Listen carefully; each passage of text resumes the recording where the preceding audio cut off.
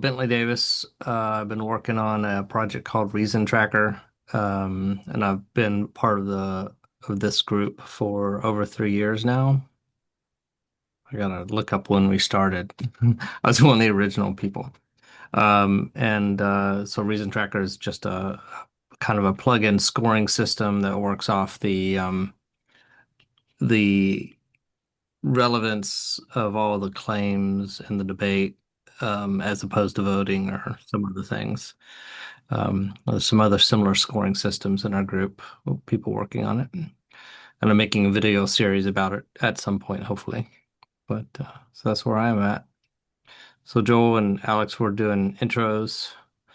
I did the first one, so I don't know if Jack or wants to If you come. have a link or resources in chat that I can check, it would be nice. What Just we'll to look at. do is, are you on the Discord yet? I don't think which one? So we have a collaborative reasoning tech Discord. I think I did invite you to the Discord and you did come, if I So remember we well. we do try and keep notes in there because I'll and, check. yeah. So we'll get you we'll get you a link Yes. to I am everything. in the Discord. I am in the Okay, Discord. I'm there. great. I'm there. So yeah, we'll probably be posting links to all of our stuff in the I guess that's we do this in the Hangout one for Yeah, the I can meetings. just I can start a thread for this I think meeting. having a For the thread for people's projects would make a lot of sense. Well, we just recently introduced an our projects group, so each project actually has a channel Oh, if you want nice. it. Yeah, we've For only made like 3 channels so far, but if you want one for your project, we can make one. Yeah, Or we can just create one, right? yeah, Ourselves. yeah, you should have access to create too.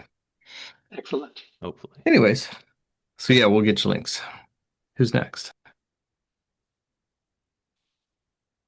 So Matisse know me. I invited Matisse, so I'll let someone else go. Um, Marc Antoine told me about Matisse, so in fact, I pinged you on. I think I pinged you on LinkedIn. Um, I think she did. at any rate, Marc Antoine and I collaborate on the coevolution of an ecosystem for global sense making, but also for classrooms. It's all open source. And our first project out is called SenseCraft. That name is credited to Marc Antoine. Well, Um, well, it wasn't called that originally, but since 2010, I had been building Java servlet variants of the game. And then when Marc Antoine John joined me in Dubrovnik in 2016 for a Knowledge Federation conference, I realized that we needed to join forces. So we went to pure JavaScript and uh, it's a combination of the JavaScript server that makes structured conversations by way of guilds and quests, uh, based on based on basically on the structure of World of Warcraft, but without, riding horses into caves. Your quest is in fact a structured conversation, a variant of the IBIS, IBIS structure, which is very close to the debate graph structure the discourse graph structure that Marc Antoine is currently working on. So they're not totally isomorphic, but they're in line. Um, and by using the guild mechanism, we create an ecosystem in which people who could otherwise not behave in a wicked conversation are pretty much tamed because they're behind an avatar. And so their ego is outside the game. So anybody that challenges them in the guild is not challenging the human, it's challenging the avatar. And the human's ego wants that avatar to be as good as it can be. So there is a learning process where they learn the skills of deep listening, critical thinking, collaboration, etc. And that's the first move in a much larger ecosystem. Well, thank you for the introduction. Sometimes ego is a good thing. It depends. Sometimes ego is a good thing. It actually has a drive that is interesting, but sometimes it's not. So finding where to apply ego is a good question. Well, we have a president of our United States whose ego is completely run amok. So Yeah, no comment on that. my apologies to our European friends. I didn't do it. Thank you for the presentation. But let's try and keep our intros down to like I was gonna say 30 seconds. A minute, elevator style. Minute's probably nice because 30 seconds is pretty quick. Nice to meet you, John. Yeah, I could go next. Let's see.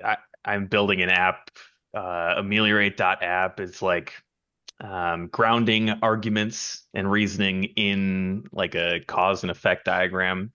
It's kind of focused on specifically arguments about problems, so like social issues or any kind of problem really, but something that's like contested. So that's what I'm working on. I recently, like right now, it's just the app's basically like the diagram, and I've recently been thinking of trying to like redesign it a little bit so that the diagram is more like complementary. Because I think a major issue right now is that there's no like linear, like clear way of like knowing where to look. And I think having like a linear style view with the diagram could really help solve that. But yeah, so that's problem solving app, I guess. Back to interacting with a graph of knowledge with chatbots, I guess. That's what we have most of the time, isn't it? Everything will end up as a chat linear interface, sadly. But yeah, it makes sense sometimes.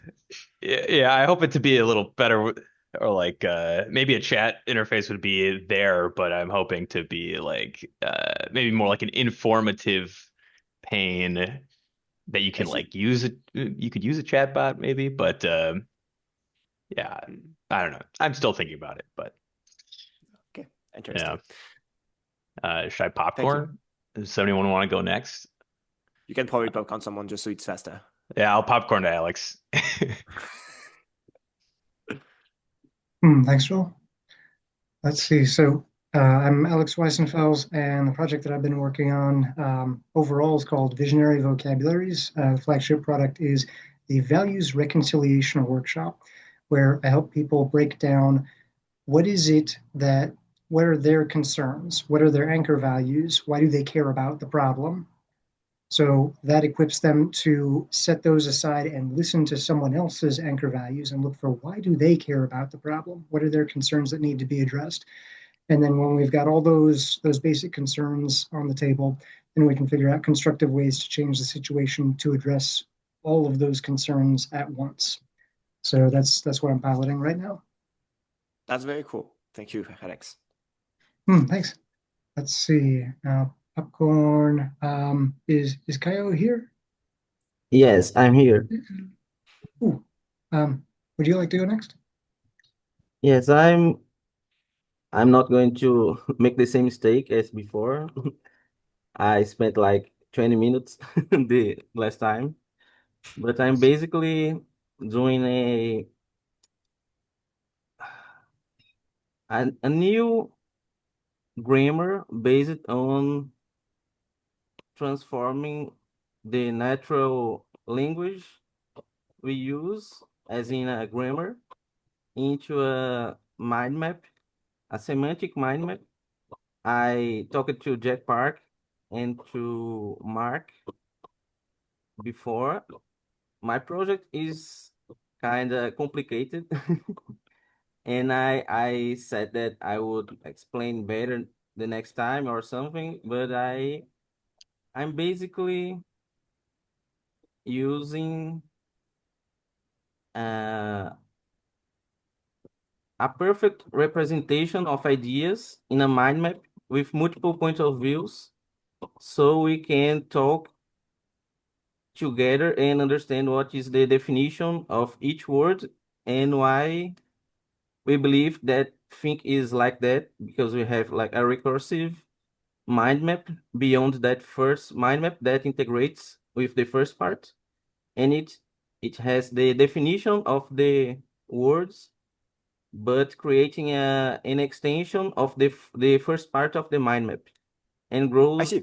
recursively. Okay. Basically, this is the idea.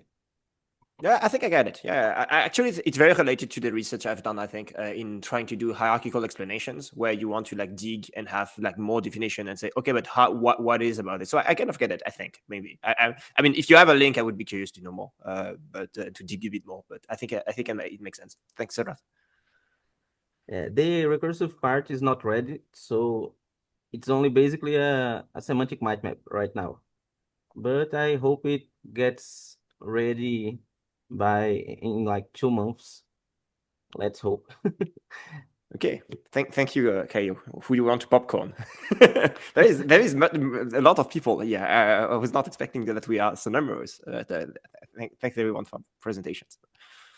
So who do you popcorn? I guess we are left with Emil and who do we miss? I think Except that's it. Emil. I think Emil is the last one. Nice to meet you, Emil. Yeah, hi everybody. Yeah, I joined last week, I guess, and yeah, some new faces. Yeah, although I You're recognize also some new. of you. Yeah, I'm new. I'm new here, but I recognize the faces. I've been following. I've been watching the calls for a few months. Just didn't have it. Wasn't my time to commit to it yet. Uh, but I guess I'm here for the same reason, like a lot of us are, that we see that something is fundamentally broken. Um, so many aspects of it, whether it's how we debate, how we communicate with each other, and then other things like spread of disinformation, um, yeah, and just in a lot of toxicity and stuff like that.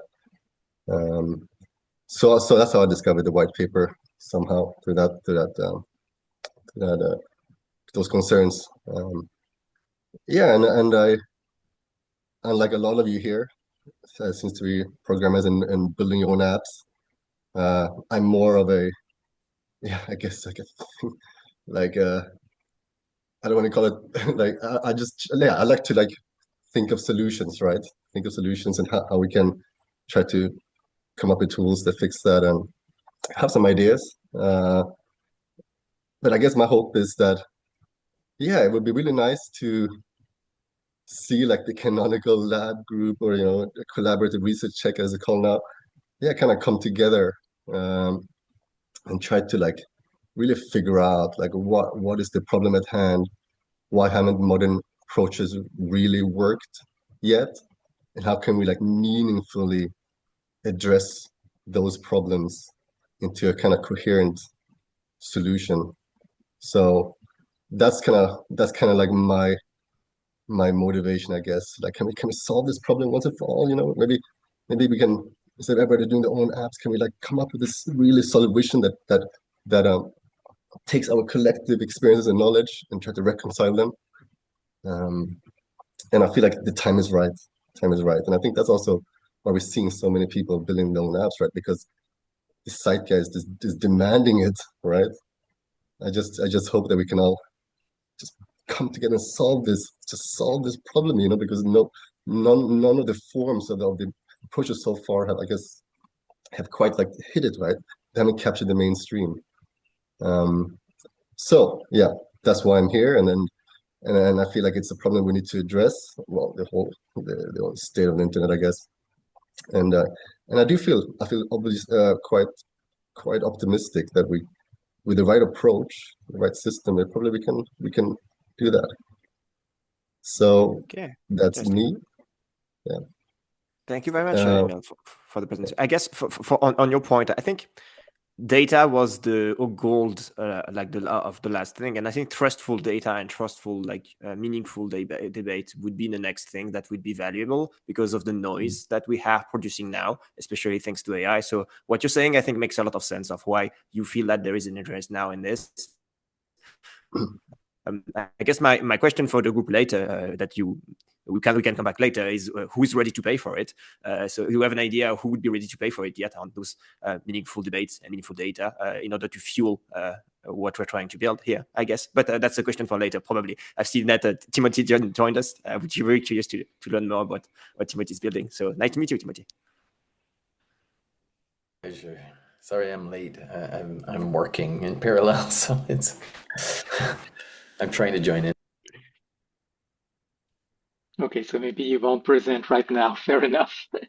But basically, Tim founded the Canonical Debate Lab. We've changed the name since, but it's still a continuity of his work, and he wrote the white paper. And it's one reason that we're gathered here. So, Matisse, I asked you if you could present what you're doing to the group. I don't know if there's others who want to present things, maybe, but right now, Matisse being new, I thought he should show his work, which I think is really interesting. Happy to present. I'm seeing Tim raising hands, so probably you can take the spot if you want to.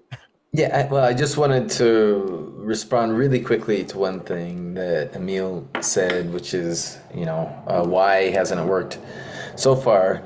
I mean, that's a long discussion, and I have a lot of opinions on that. I'm actually writing an article maybe about that because there was someone, I don't even know who the guy is. There was an article written about somebody who's analyzed a lot of proposals for argument mapping ideas, and he wrote an article saying, I reject them all. I've never seen one that makes any sense. And he gives his reasons why they don't make sense. And so I'm writing a response article to that lists all the reasons why they don't work, why he's wrong because he has a very limited vision of what they're supposed to do, and why previous attempts haven't been adequate, right? But that's a long discussion. If you do you have the link to the article? I'd be interested in reading that too. Yeah, I'll find it. I'll paste it here, and then you who have been so great at organizing everything within Discord can figure out where to put it. I actually turned off the chat in Zoom, so Tim, you may not do that. Maybe I'll just throw it in somewhere in Discord or something. I don't know. Yeah, it's fine. I don't know. All right. Okay. So I guess it's my turn now to present. So nice to meet you, everyone. I met Marc-Antoine recently, and we talked about my project. And I guess it's similar in a way, but not in debate in general, but more oriented towards scientific debate. So my belief is that the current scientific system that we have is pretty broken. I'm sending links in the if you guys are curious, like 2 links that I will talk about right now in the thread for the meeting notes of today on Discord. So if you guys want to have that on the background, we can share my screen and show it if you guys prefer to as well. Point being is that, so I'm going to do that. Probably that will be easier for everyone involved. So just give me a second to do that properly and prepare my stuff. Yep, there we go. And there we go. And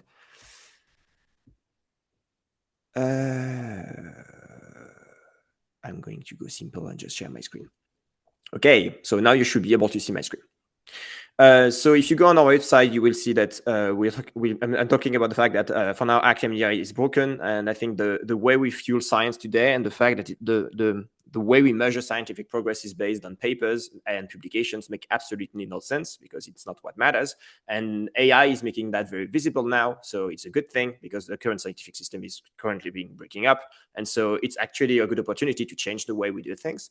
And so my solution and what I want to be based on is very, very based on the Bayesian epistemology. So for me, what matters as scientific progress is the ability to provide evidence that will change the mind of others, that will change the credibility of hypotheses, right? So I developed that idea that with that data, so we could try to gather that data. So for example, if you see here, the general idea is to show that I just want to express my credibility on that hypothesis. And if we gather this credibility of an hypothesis, but also the changes, like all the history of why the credibility of that hypothesis changed for you.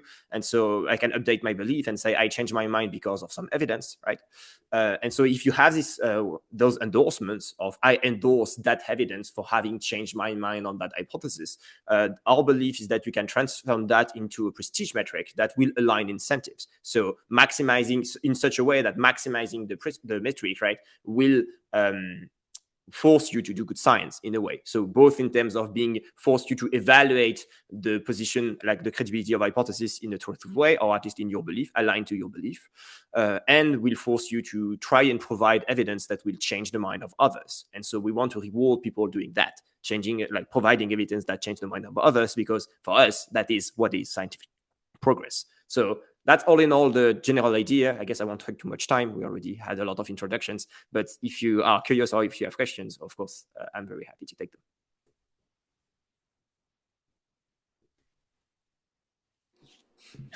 Yes, Timothy. One of the things we like to do here is kind of grill you and be cynical and think about every possibility. And this is one maybe Please you do so. haven't thought of yet. But or maybe, I don't know. How do you avoid this platform becoming the perfect channel for money laundering? So you mentioned money, and so that's because there was that's my fault, because on the demo there is a euro sign, but you could actually replace, like when I mentioned the prestige metric, it doesn't have to be money. Actually, I'm not sure I want to be a scientific funder, so probably I will not be money, but instead it would be a prestige metric or a reputation metric. And so based on that, people and academic funders would fund people based on that afterwards, and in a way you allow scientific funders to still do their job, just with better informed metrics. And so that's more what it would be instead of just money. Otherwise, to the money laundering problem, I guess the issue is similar with prediction markets. So whatever prediction markets would be able to do, we would do the same in a way. Yeah. That would be my answer for both. So if we were to go on the financial route and do actual financial markets with those, then we would do exactly like prediction markets. And so whatever they do, we would do in terms of avoiding money laundering. And on the other side, if we don't go on the financial markets, which is probably what we want to do, because most scientists don't want to optimize for money, but more for prestige or reputation or like legacy of their work, is probably more that what they have in mind than money. And so that's why we for now, we are much more inclined to do on the reputation thing than the financial one. But yeah, I mean, prediction markets aren't two-sided, where they don't control the outcome. It's hard to control the outcome, at least. Whereas resolutions is still they are still the one doing the resolution arbitrage, right? So there are gray areas. Well, it's harder to game, I think, but. Yeah, in this one, you can have one side proposing the amount and the other side saying they were convinced and cheating to get money transferred. But the bigger, broader question each time you do that, you pay, right? Each time you change your mind, or each time you will pay to change your mind. So changing your mind is not free. Who are you paying?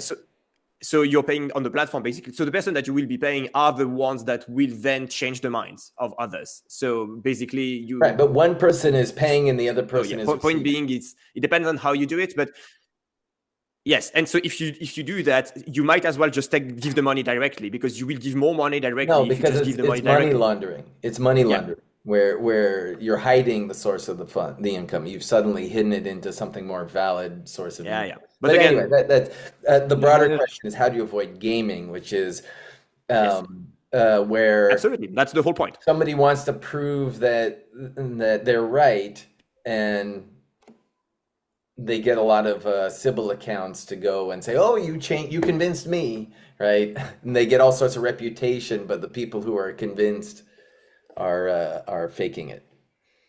So I just linked the algorithm, a very good paper, a PhD thesis that came out a few years ago now, 2 years ago, something like this. That's exactly about this question of algorithmic Bayesian epistemology. So the question of how do you build an end-gameable system?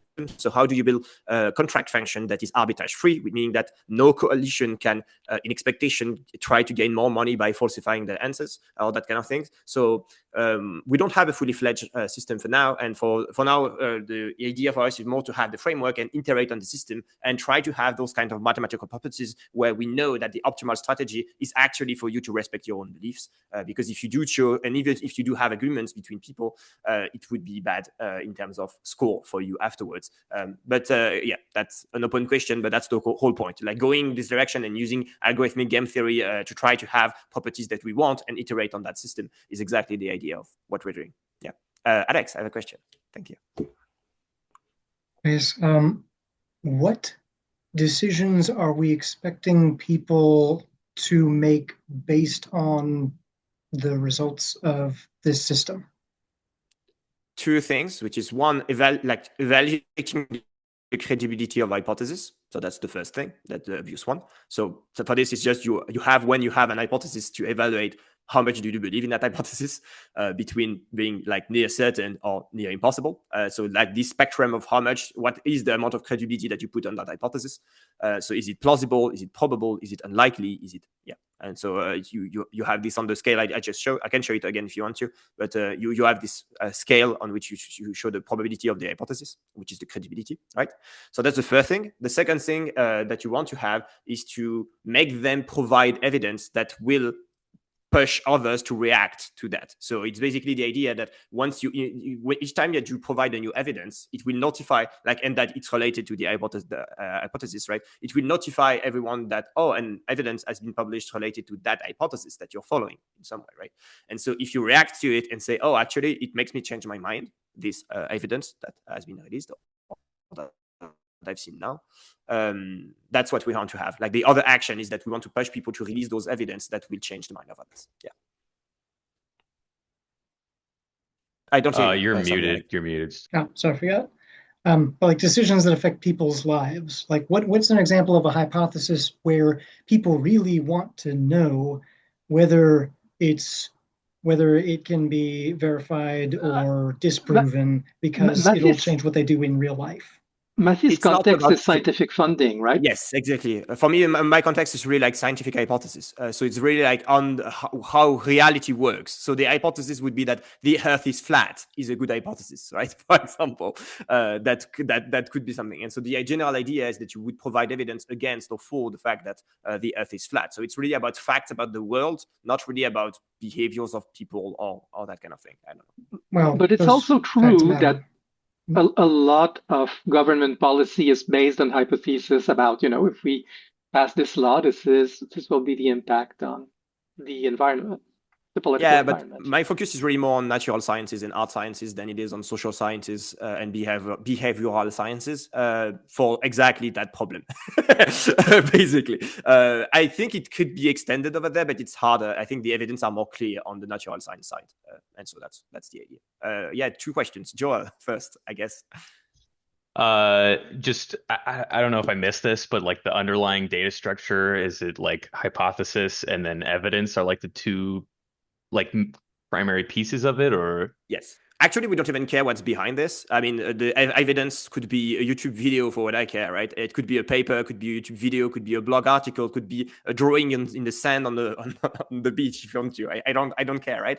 As long as it convinces people and make them change their mind on the hypothesis, then it's the same. And same thing for the hypothesis. I actually don't care about the content of the hypothesis. What matters is what people are expressing about it and how they change that expression relative to the evidence. So in a way, my job is not to try to express domain-specific knowledge or domain-specific things. So that's why we want to rely on the open exchange architecture or the work done by the Continuous Science Foundation right now. So we don't want to own the data of like the hypothesis and evidence themselves. We just want to have an index of them and to be able to say, well, that's the thing that made me change my mind.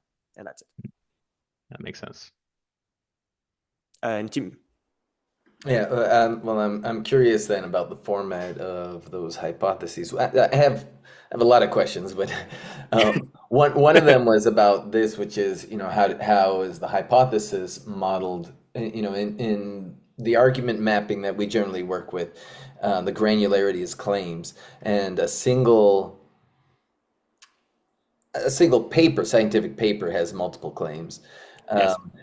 A single hypothesis can have multiple variations, right? And so I don't know how you Yes. handle like slight changes in one hypothesis to another.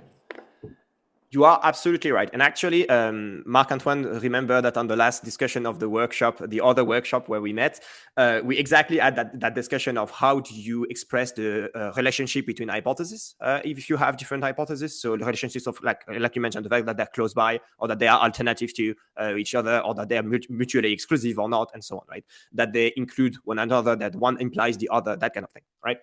So all of this is a very big can of worm that I've decided not to open for now, and I assumed that all hypotheses are independent for now, because that makes things much easier. And for now, the goal is that if you have hypotheses being independent, can you do a system that has aligned incentives? The question of how do you link to them together, and how do you infer, like, from one evidence having impact on one hypothesis, how does it propagate to other hypotheses, is a question for later that probably we don't need to solve right now.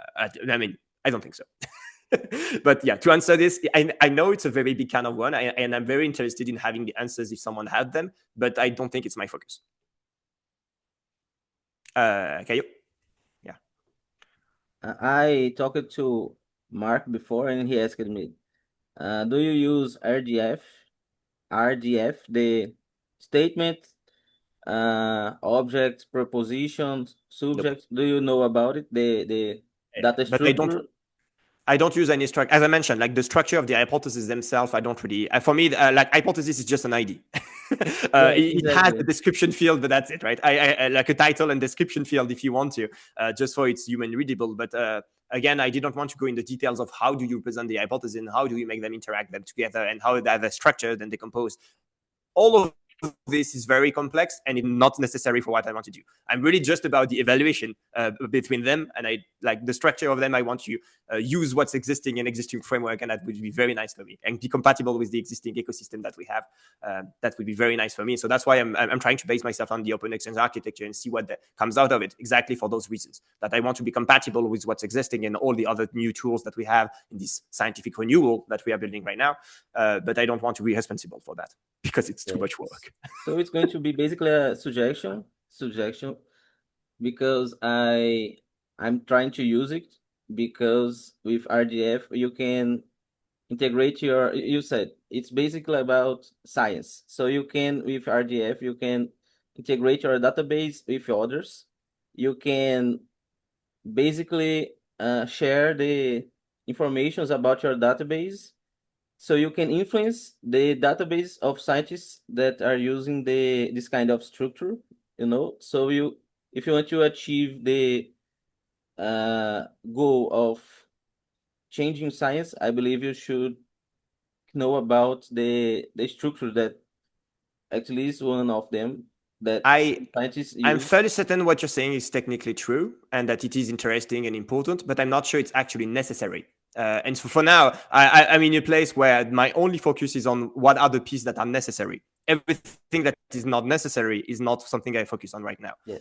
Even if it can be important down the line and it will be relevant when it will become necessary, then I will address it.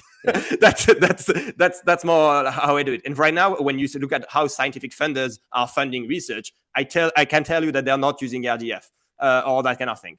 They're probably not using yeah. So when we will be to that kind of standard, and science has evolved already so much that we have that level of detail, I think we would be already very happy and happy to go and to dig into those kind of details, because it will be necessary then. But I don't think it is right now. If I'm not mistaken, I can be wrong. And so if anyone thinks that this is wrong, what I just said, I would be happy to know why. Yes. Just to pay attention to some technologies, because you have like N3 that lets you infer some informations and everything else, so you could use later. So exactly could use it later. That's very. Thank you very much for thank you very much for the suggestion. But I think again the relationship between hypothesis and all the information propagation I think would be extremely cool to work with and work on. But it's not necessary for now. And for now we are really at the very basic of let's try to convince scientific funders to just not use peer review based consensus based on past publications, and that would be already a huge step in the right direction. And that's the one I'm trying to make right now. Like doing the actual optimal scientific system is what we try to converge to, but we are only at the first iteration for now. This is exactly my idea, but I'm doing something worse. but it's okay. We are going to learn together. Yeah, my pleasure to learn more and to have a call. Timothy or Jack was first. I don't remember. I think Timothy was first. I'm not sure. Yeah. So the next question, I guess, that I'll pull out is, how do you handle discussion around evidence? Because, when somebody may be convinced by evidence, but maybe they're just being lazy, or maybe they're being, they like the video, it was shocking, and that convinced them, or maybe it's a false, a bad study, that sort of thing.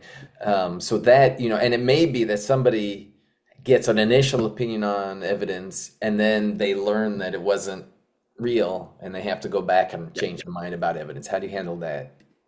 So, like you just said, so for me, like the opinion that you have on how a work change your evidence, so you can always change back and say, actually, I changed my mind again because the strength on the evidence lowered because of some additional evidence, right?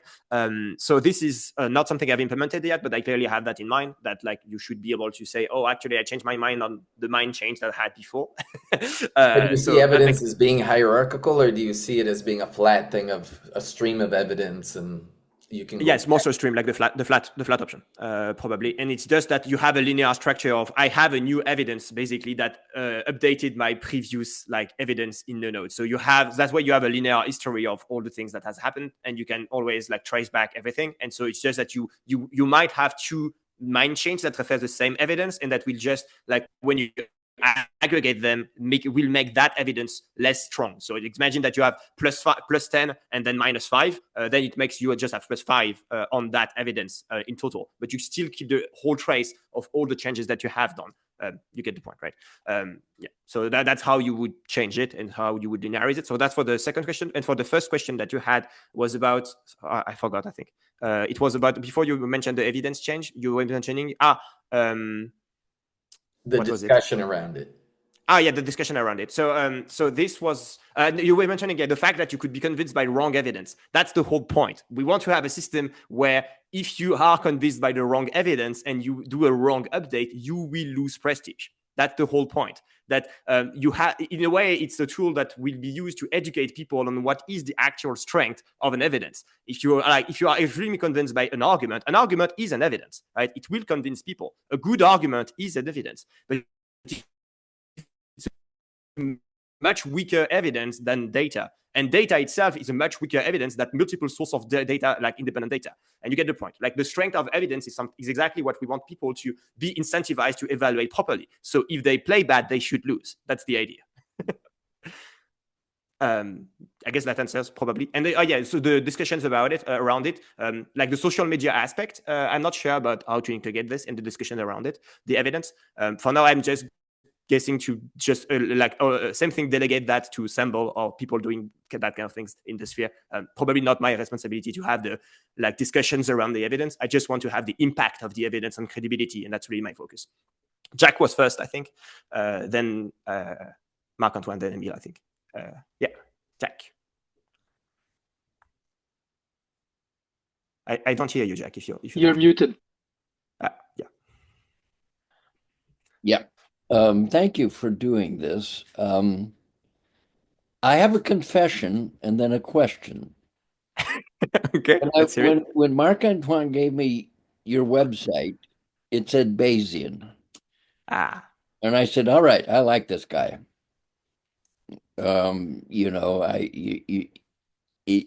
It's just, I just wrapped my head around The Bayesian Brain, a book that I read many years ago.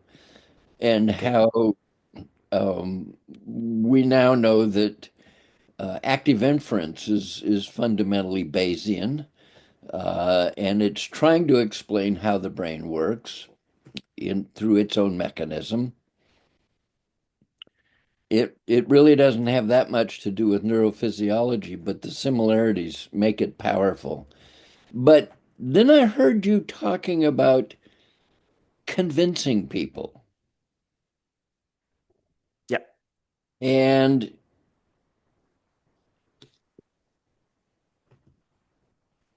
that it sort of grabbed me. Yeah, sure. It grabs a lot of people, so I get that a lot. So I'm actually used to it. But go on, finish the confession. I'm hearing it. I come from a different school, a different set of lenses. Yeah. I learned a long time ago that convincing people was not my game, Yeah. but helping them learn how to think clearly is. What's the And let them difference? make their own decisions. So my game has always been get everybody's worldview in a civil way. Yeah. Now, Dunbar says that the largest stable social network you can have is 150 people, but he's reduced it to six. And most people think five or six is about optimal. And the guilds in World of Warcraft can break up 50 people into 10 different roles. So now you have these little tiny groups of role players that are doing their own thing in the service of what the guild is about. And so I use that as my model. But here's my point. We desperately need to get everybody on this planet talking about the problems of the world. And right now it's not happening. And we know it can't. Uh, here in America, we have these things called town hall meetings. And town hall meetings are where the city council will say, "Hey, we're thinking about this legislation. Y'all come in and talk to us about it." And this is where the invention of the wicked problem came. UC Berkeley in the 60s was confronted with somebody who, in the town of Berkeley, when they were going to put a freeway through the town, said, "Over my dead body, you'll put that freeway." And that's the definition of a wicked problem. And so they invented the structured conversation approach to facilitating a conversation. And the game wasn't to convince anybody, but to present their arguments in such a way that they actually saw what they didn't listen to in the fuming and shouting in the town halls.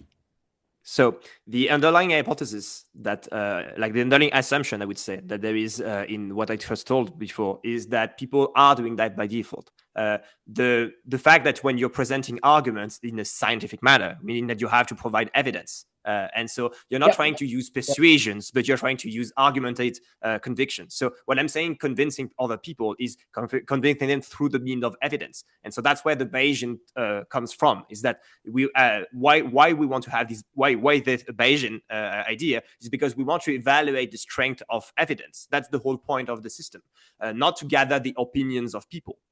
Gathering opinions is not what matters. It's the change of opinions that we want to gather, and the change of opinions regarding evidence.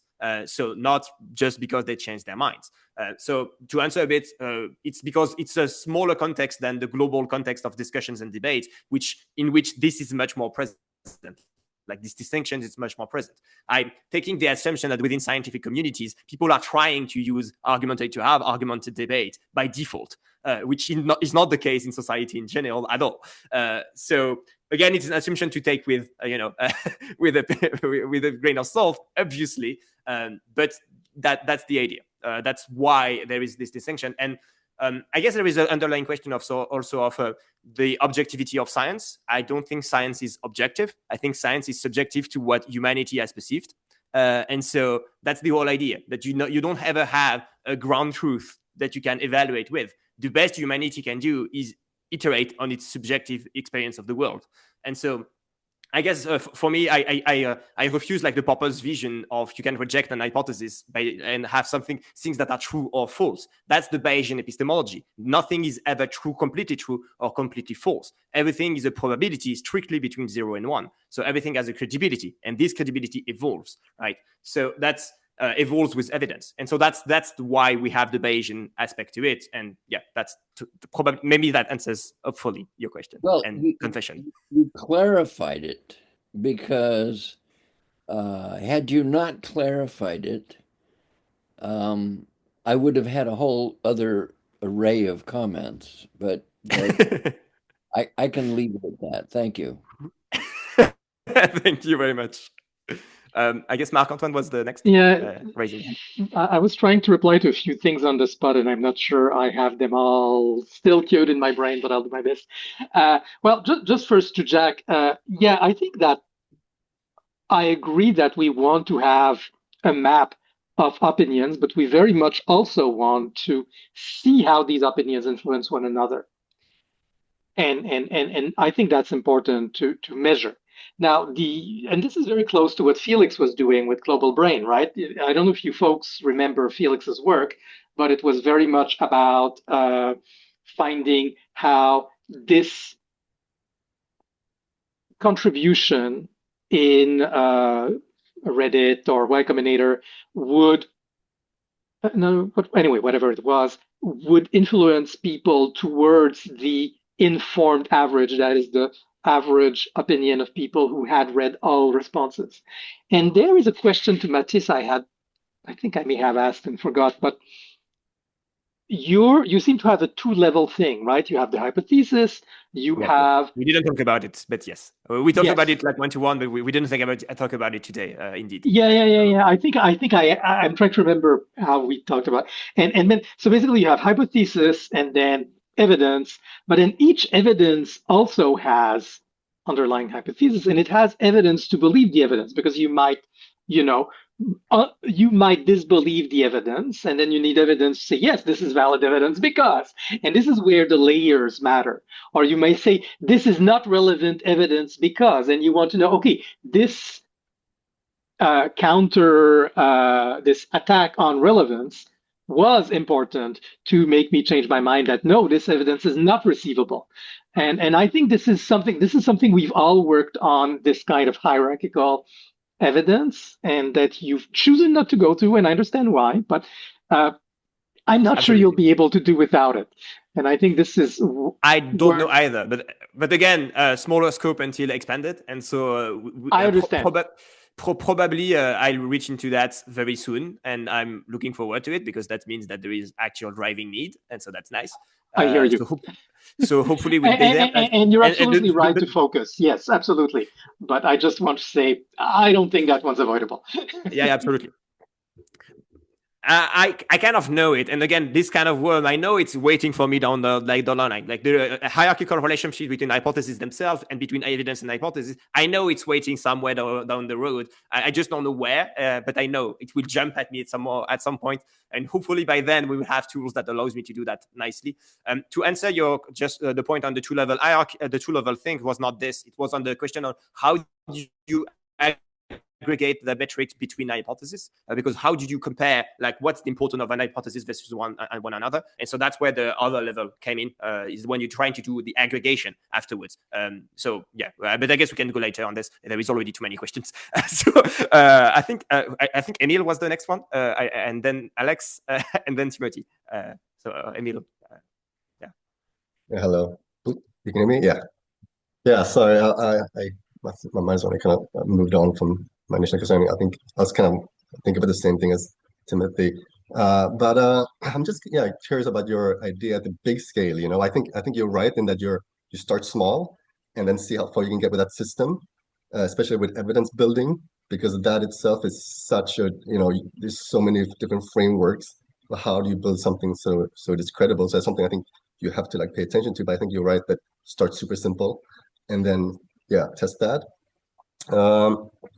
My other question is, I guess, how I see a lot of people building apps, but they're not to me like how do they tackle the issues that the white paper lays out, for example, you know.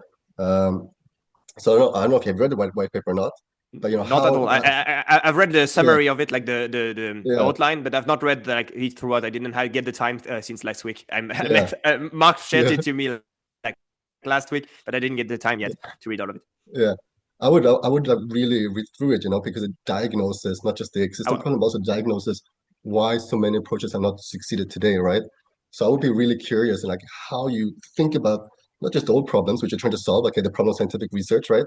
But also like why haven't new approaches become mainstream or haven't succeeded in a way, and really try to like tackle those issues, right? To really try to tackle those issues because that itself will make your app, your approach more, well, just better, right? Because you're now approaching a more holistic way that learns from history, so to speak, right?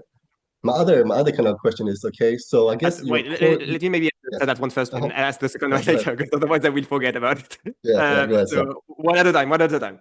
So to answer this, I think, so yes, absolutely. And to me, one of the things I'm seeing right now is that very few people who build technical tools to try to solve the problem actually approach the market and the network and the science, like the policymakers, to try to establish those and to make them like included within the frameworks and included in the policies, in the new policies. And so for me, that's my main approach, and where I'm spending most of my time right now is not on the technical part. The technical part is like 30 to 40% of my work, if not less. Like most of the work is actually going to people that are stakeholders today and that are funding science today and seeing what is their pain and how can we include the new frameworks and the new ways we want to push things within like their minds and within their framework and the way that they have like their pain, solving their pain. And so this very like business approach in a way, I think is probably lacking to a lot of projects that are trying to tackle the issue. So I've not read the white paper yet, but maybe there is something like this in it. And I think it has to be aligned with the actual incentives of of policymakers. And if it's not, you have no chance. That's how simple as this. You can have the best tool in the world. If you're not aligned with what people want to do that have power today, you're lost. You've lost. That's it.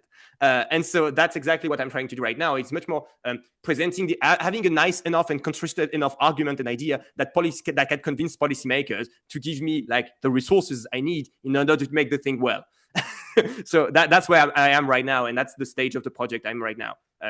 I'm not trying to build a perfect tech and then try to solve it and put it on the market. I'm trying to first like have enough argument to convince powerful people to give me the resources to then build the optimal scientific system. That's the idea. So maybe that addressed the question. And I guess you had a second question. Yeah, I think that's a good foundation. That you're not just getting tunnel vision into like this technical tool, right? But you're looking at the okay, what does the market actually want, right? So then I guess that goes kind of leads well into my second question is like, because I see so many tools just being purely like really optimized as a tool to try to fix some specific problem. But how does your tool cultivate community? Like what incentivizes them to return and use your tool? Why do people want to come back day to day, right? To use this tool? Because that's what you want. You don't want just one-off users, right? You want somebody to come back there all the time. So you cultivate that's what you want if you want scale. Yeah, I'm stopping you there. That's what you want if you want scale. For now, I don't want scale. I'm building things that don't scale for now, and it's fine. For now, my goal, I'm not at the stage of what matters is scale. I'm at the stage of what matters is having a pilot of what, 30, 40 participants that works well. And for this, you don't need to have like those kind of incentives. I'm giving you a very quick incentive. I'm have a 5,000 prize or a 10,000 or a 50,000 prize for the people that wins the competition within the competition of maximizing the metrics. And then strangely enough, they will come back to it. Even I can have the worst UX in the world, they will come back to it because there is enough incentives for it, right? So that's how I'm thinking about it, is that for now we are not in a stage where we're trying to expand and to be at a global scale and like to scale up. For now, what matters is to have proof of concept and to have pilots and to show, and again, to be included into the new ways of thinking of the scientific funders, so we can be there and we can iterate with them and we can build with them those iterations. And this will probably be in small pilots and small cohort. So even if my tool has like holes in it in terms of scale and so on, it's fine. As long as it holds for like 30 people, it's enough to go to the next step. And again, it's all about what's necessary, not what's good for later. What's necessary today is what I'm trying to build. And yeah, I guess that answers probably. I think that's a good approach. Yeah, you just focus on right now, right here. Yeah, I guess, yeah. Just keep in mind, I guess, because how don't worry, can we... I have the future in mind. I'm sure you have. I mean, you look like a very intelligent guy. You look like you know your domain very, very well. And I think you're solving a problem that probably needs solving, right? And I think you know your market quite well, much better than I do. So I guess, yeah, I will just wish you luck, okay? Thank you. Yeah. I will need some. I will need some luck. But yeah, for now, I have ideas on the future, but I'm keeping very an open mind on everything and every opportunity. That's the idea. I have ideas on how the kind of worms could be open, but as it's useless information to try to do it now, I just keep in very open mind and focus on the now problems. But yeah, absolutely. A lot of questions. I think it was Alex, then no, it was Timothy, then Alex. No, Alex, then Timothy. Alex, then Timothy, then Caio. Okay, I have a hard stop in 4 minutes, so I'll make it quick and maybe you get a quick. Okay, yeah, sure. Go for it. Alex, go for it, Timothy. Okay. Yeah, you got the deadline. You go first. I don't know. Let me make it quick, and then I got to drop out. Then I guess the question, and I was going to ask a very similar question about how you get people to use it and everything. Since you've already answered that, really, it's interesting you're taking kind of a lean startup approach, right? My question then would be, what have you learned so far about what people want? I know more about what they don't want than what they want for now. That's the problem. When you have product market fit, you know what they want, but for now I'm not there yet, so I know what they don't want. So that they don't want, for example, to have a complex process or like forms or whatever. So they want a really like flawless, like simple thing. And that's what again, it depends on when you mean they, because they the user and the researchers, or they the scientific funders. Your stakeholders, because that's who you're trying to please. So design. Okay, so for now, for them, I've heard that they are very hard to reach and hard to convince that there is something to do. And so one of their pain points is like regulation and the fact that they use taxpayer money, for example, like for funding agencies, government funding agencies, make them have a lot of fear of change. And so overcoming that fear of change is the major part I will try to have. So having enough credibility and having this, I can show you that this is in the line that you can do it. You can give money like this. You can, trust me, right? Is very much of the hard part. So that's one of the learnings I had quite recently, actually. But yeah, for the scientific funders, I don't have a lot of info yet because I'm just being there. I know that some research institutes are interested in trying new ways. I know that they are actually scared about like AI and everything that's happening and how the system crumbles right now. They are scared of the consequences, but they're also scared to move. And so I guess my goal would be to make them more scared to the consequences if they don't move than if they do move. And so that's more a lobby job that I'm trying to do than an actual scientist job. But hey, you gotta do what you gotta do. Hopefully that answers your question. Thanks. Yeah. Sorry, Alex. Thanks for letting me go first. I got to drop out. Thank you. Very pleased to meet you. Thanks for your presentation. Likewise. Thank you very much. Alex, then, I guess. So if I understand correctly, this is for people it's a system where people make predictions and then they look for new evidence, and the evidence will hopefully sway more people to their position and give them more prestige. Yes. I know this is just a prototype for getting the funding, but ultimately, is this going to be for teaching people critical thinking or for deciding the allocation of scientific funding? Or is it just a permanent proof of concept so people can design other systems? Or is it just a purely academic exercise? What does it accomplish? clearly not 3 or 4, probably a mix of 1 and 2. And probably more 2 than 1. So it's more about trying to have a tool that scientific funders will be able to use in place of current publication metrics because they don't have our data. Another underlying thing that we didn't talk about that is linked to all of this is the ability to evaluate AI scientists. Because for now we have no way to evaluate AI scientists. What will you do? Count the number of papers they have published? That's ridiculous, right? So for me, having a way to evaluate AI scientists and providing the framework and the data sets and whatever around AI scientists is probably one of the ways this could be useful as well. So not just for human science, but for AI science in a way is what we're trying to have, a system that is both compatible with this. And that would be robust to AI slop, because again, it's not about text evaluation anymore. Like you actually have to change the mind of people that will change the stakes that they have and bet some of its prestige on the results that you actually output it. That's not what's supposed to be happening on AI slop. So that's the whole point. If you reduce the incentives to publish, you will have less slop and much more crystallized knowledge. Hopefully, that's the hope. Yeah. Okay, it's crowdsourcing science. In a way, maybe it doesn't have to be crowdsourced, but it could be. Yeah. Because it could be very small cohort and so on. It doesn't have to be. It doesn't need scale. It can work at small scale too. And right now, it will only work at small scale, actually. So not so much crowdsourced, but hopefully at some point it would be crowdsourced. That if we succeed, yes. I think there was a question that was removed, but Joel, then you have your hand raised. Yeah, sorry if this is slightly tangential, but I'm not like in the scientific like academic space. So I guess I'm curious, like, is it like a well-known thing that a lot of funding is made based on like citations or like based on the number of I would have guessed that it's like based on the data in the paper, like that the paper says like, hey, you see this correlation exists, so we should do something about it. It's more subtle than this. So you need a bigger picture to understand what exactly is the problem. I'm going to try to draw it in 2 minutes if possible. So I'm going to try to speedrun explaining how academia works, right? So the way you're trying to get funding in academia is because you will apply for a grant, basically. You will apply for grants. And how it works is that when you apply for a grant, like the funding agency or the institute that's giving the grant will probably take your work, but they can't evaluate them themselves because they are not experts. So what they will do is that they will try to have a panel of experts and use collective intelligence in order to evaluate that proposal, right? And so how will people evaluate that proposal? Well, they will evaluate the proposal itself, but they will also evaluate the proposee, like the person throwing the proposal. And how will you evaluate that person? It's a matter of prestige. Like how much is that person known in the field for having done cool things?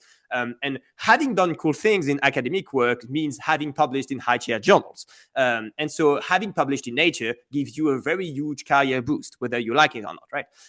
Having published in MDPI doesn't give you anything because you should literally probably pay to be there. And so there is this hierarchical prestige relationship. And so if you have someone from Stanford publishing in Nature, it's not the same thing as a grand proposee as someone from India somewhere having published in MDPI, right? People use that as a way to judge the value of the proposals and the person doing the proposals, right? So that's how you unlock the money. So there is 2 problems with that. The first obvious one is that it's extremely biased toward existing existing winners. So it's still have this overgoing way of giving money to the same people over and over. And the second thing is that, do you think we would have invented quantum physics if we had to ask for the peers first in order to first try the experiments? Do you think we would have invented, I don't know, genetics like this? No, because when genetics was invented, the father of genetics was ridiculed for his whole life by his peers. And it's only after his death, decades after his death, that his work was recognized. So point being that for now, we don't publish because of peers, and we are not accepted. We don't have funds because of peers. And so that's exactly what we want to change. What we want to change is that instead of having this peer filter beforehand, we want to allow you to publish everything, every time. And because the filter will not be a filter, it will be curation. It will be evaluation afterwards by how much did your work and the thing that you publish actually have impact. And so what we want to measure is exactly this. How much did the how much did the evidence that you have provided impacted the hypothesis credibility over time. So that's exactly the kind of thing that we want to measure. And so we want scientific funders to be able to say, well, we want instead to give a grant to allow you to maybe have a success at doing the project. Why don't you just give a prize to people who already have done the project? And then if you do so, you just give them a blank check to do whatever research they want, because they already have proven themselves to be able to provide evidence that surprised others. So they are more likely to do it again anyway. So give them a blank check, let them have their scientific freedom, let them do their work. Probably they will surprise you again. And if you know that there is another prize in the field, they will try to grab it with that money, right? And so that's exactly, but the only person getting the money are people that have actually contributed. And so that's the argument. So that's the thing we're trying to sell. Hopefully I was concise enough and clear enough. Yeah, that was, I understand. Thank you. Thank you very much for the question. And Kayo, you have a question. So your project looks like open science. Yes and no, because it's not so much about open science, because the evidence itself could be not open. It's just that if it is open, it has much more probability of changing the mind of others because they can actually read the study, if it is not. So somehow it induce a bias towards open science, because open science and reproducible science will probably convince people more than closed science, I think. But it's not a requirement in what I'm trying to do. But yes, it's definitely in the spirit of it, that's for sure. But it's not really open science. I don't know what you meant, maybe. But the idea is that you basically allow people everywhere to pay for the experiments.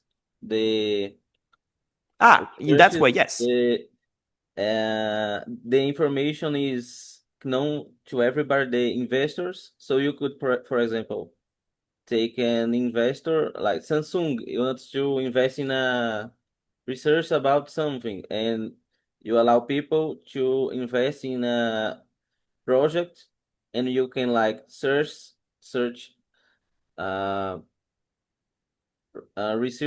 researchers based on their points. They are going to have some kind of ranking, or you don't plan to give prestige with like point based rank.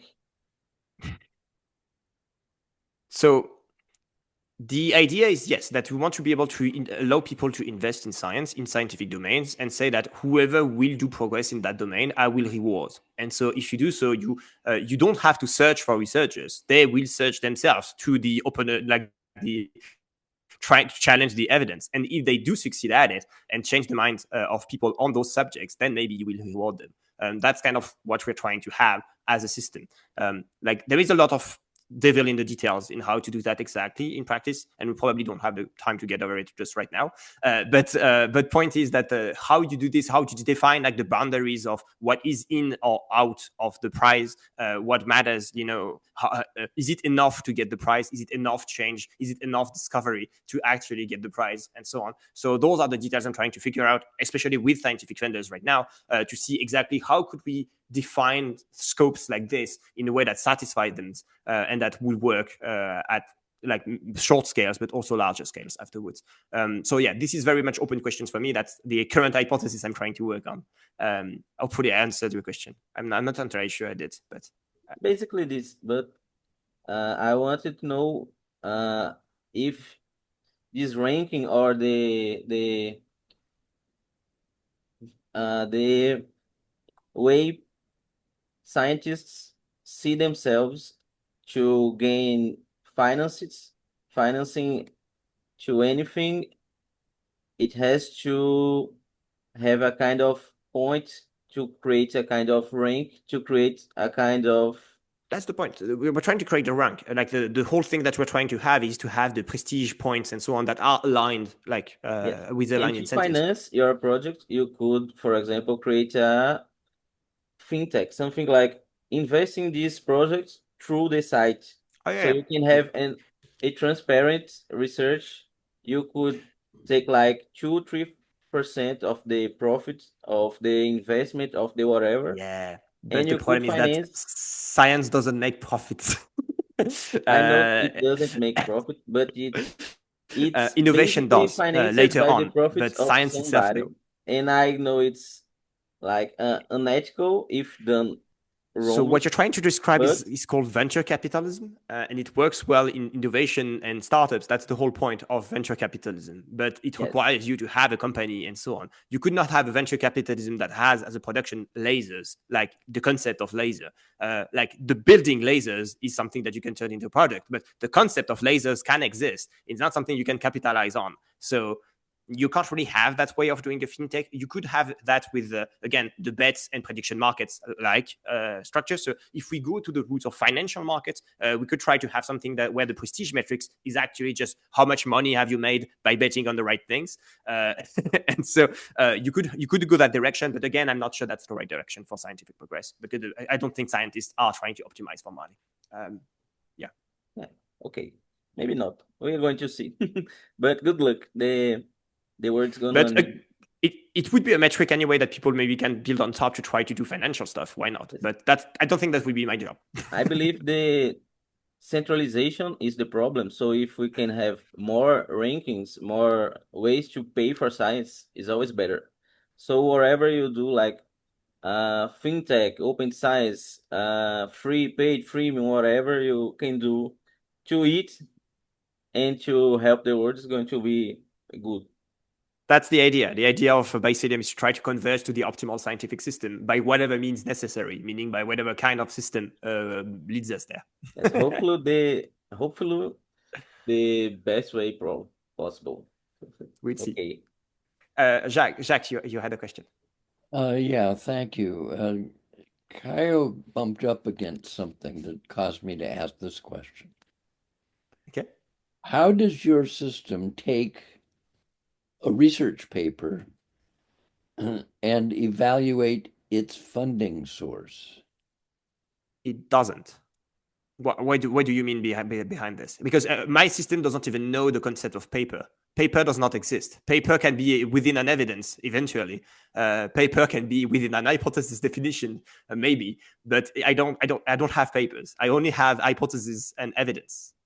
I don't have papers. So where does that evidence come from? It doesn't matter.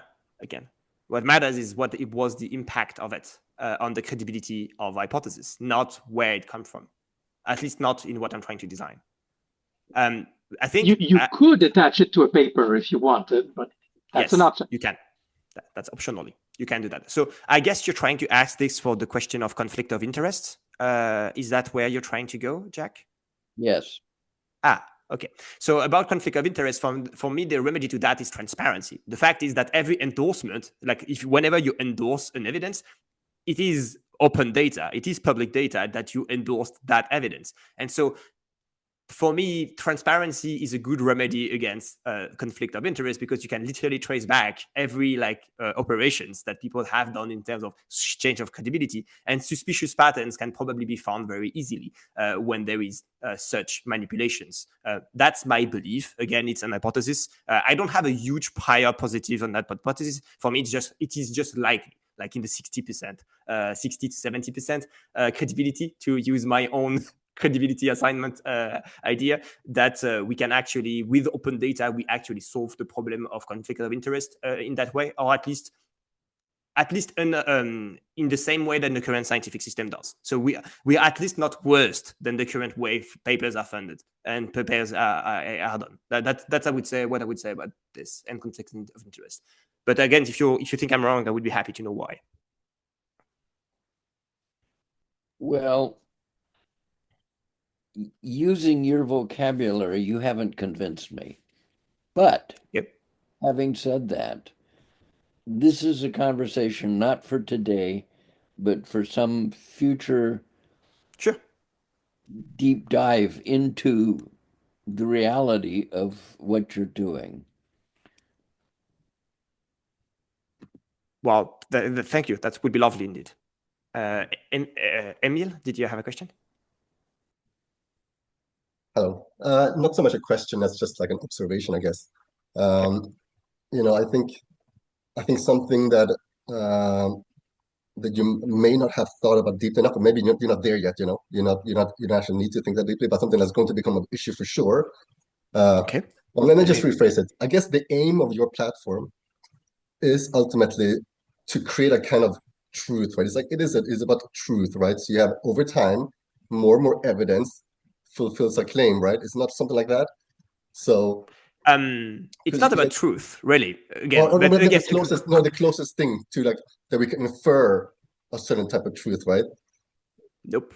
Well, it seems like it's about credibility, like trusting the person who like made the evidence or who made the hypothesis. But it's credibility of the claims as well as the people. So that's that is not truth, and I agree totally with you. It's not truth, but it's close enough. Yeah, but it's about trying to like, okay, what is reality, and how can we align with that? So it's not about the truth, but it's about what people believe. Yeah. So what are people believing? Yeah, right. So I think that is such a big issue. That's such a big thing. That's such a huge thing. And I think something you might have underexplored a little bit is like the framework you're using for that to allow that to happen. I think you mentioned like a flat hierarchy and just adding evidence like that. But I think there are so many different types of frameworks you can apply. And being able to step back and understanding not only like what are the different frameworks for that, what framework am I myself working within, so you step back, okay, I'm within this framework, and I guess it starts becoming almost a little bit philosophical. I mean, we can even say like, okay, if you're doing natural sciences, okay, well, I would say from a philosophical point of view, it's a framework that at its core it based kind of on a cause effect understanding of the world, is also based on a materialistic underworld, that the truth is what we see, as opposed to, let's say, something more philosophical. These are not things you need to think about right now, but I think there's some things you should be thinking about, so you can step back and really understand what you're creating at a very, very high level. Yeah.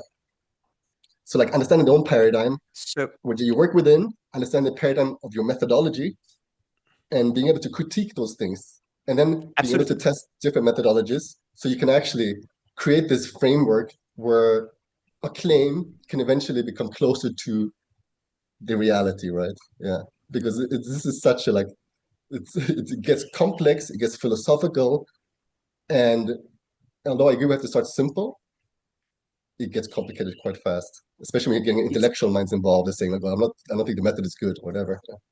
So. I think it's actually much simpler than most people think when you take the simpler of the options of framework. Again, I know that there is multiple alternative framework. My goal is not to say which one is the best fit. My goal is to say which is the simplest that I can use right now. And so the simplest that we have is you just make every evidence independent and every hypothesis independent. And that's it. And you just have this assumption that there is no relationship, no between hypothesis and evidence, and it's fine for a small number of them. Again, have in mind that for now I'm aiming at cohorts that are like maximum 40 people on a few months, right? We're not trying to build a whole graph of human knowledge. That would require much like heavier framework in order to do that properly. Sorry. Right.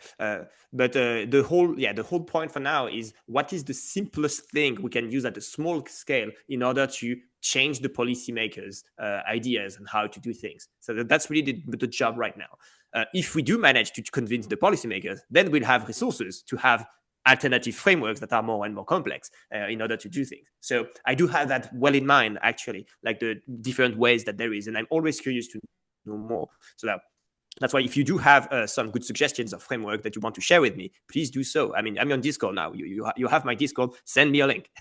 Send me links. Send me resources. I'd be happy to take a look, and I'd be happy to have an overview of it. But keep in mind that for now, like the simplicity is a choice. It's a choice because it's an operational choice that I make right now. I know that it's not how you can represent the whole knowledge of humanity, obviously. But that's a choice for now. Yeah, I would just I agree. I keep saying I agree on like simplicity first. Yeah, definitely. Just I guess be aware of the own framework that you're working within, right? The limitations and the possibilities of that, and then grow it up, like let it bloom, right, from seed. So yeah. Absolutely. But we engineers have a manner, I think, to spin our mind too fast towards what is the good solution instead of asking what is the actual problem I'm trying to solve.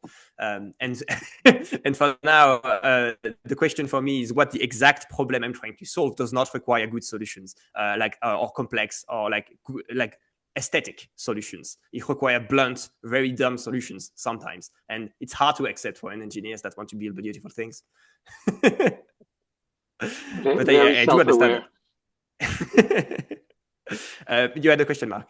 Yes. Yeah, not so much a question. Just to get back to on Emil's point, I was going to say, well, in a way, the kind of hidden philosophical or framework you're using is Bayesian probabilities. And yet I realize you aren't actually, because you're seeing how different evidence impact the hypothesis. But since there's no interaction between evidence, we're not doing Bayesian because there's no we're not doing inference or propagation. Yes. There's no deduplication, for example, of evidence, and you don't care, and it's not it. And I agree. For your problem, it's not in scope. The question is which one people will latch on. If it's the same hypothesis expressed better and that convinces more people, that's part of your data. So exactly. That way the philosophical baggage is very minimalistic. It is. So that's exactly in the spirit of it, is that I'm taking the credibility of hypotheses and the shift not as actual probability updates.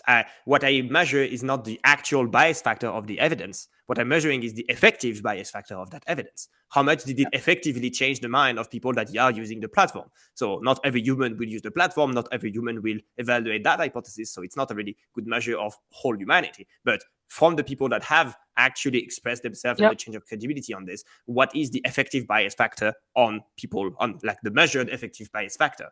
And so in a way, I'm using the philosophical framework as a physical framework, but not at all as a computational model.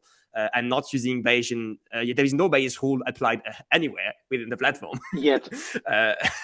And yet I'm using Bayesian epistemology, and I'm using it for Bayesian epistemology. But yeah, I guess you get the point. Yeah. Well, thank you, everyone. I have to say it was a lot of very insightful and interested questions. So it's hard to have so much enthusiasm in asking questions deeply into it. So I enjoyed that quite a lot. Actually, maybe a bit too much because it's late and I might have wake up some people, but it's fine. It was very enjoyable. So thank you, everyone. It was very nice. Thanks for coming, Matisse, and I hope we see you in We Meet monthly. And we often have people showing whatever they've been working on. And thank you very much for coming, showing your work. I believe it's absolutely germane to what this group is about. I think so too. And actually, on all the projects that we have, I would be happy to have one-to-one calls with each and every one of you, trying to understand a bit more, and show each other, what are you working on in practice, and show a bit more for the different framework. Let's go a bit more in depth in some of the subjects. I would love to do that. So if you do want to do that with me, please send me a message on Discord, for example, and let's organize that. I'll be happy to do that. Yeah, you're aware that everything's recorded and there's a YouTube channel with all the past demos. Perfect. Yeah, and this will be live probably tomorrow. So if you said anything you don't want up, let me know. And then also, if you're doing those one-on-ones, you could either record them on your own Zoom or use this link and it'll auto record and then I'll post it later. So if you want things to be public, that's a good way. Yeah. Okay, great. Thank you. Thanks so much. Yeah, thanks for presenting. I'll go ahead and close down the meeting. See you all next month. See you all next month. Thank you. Wow.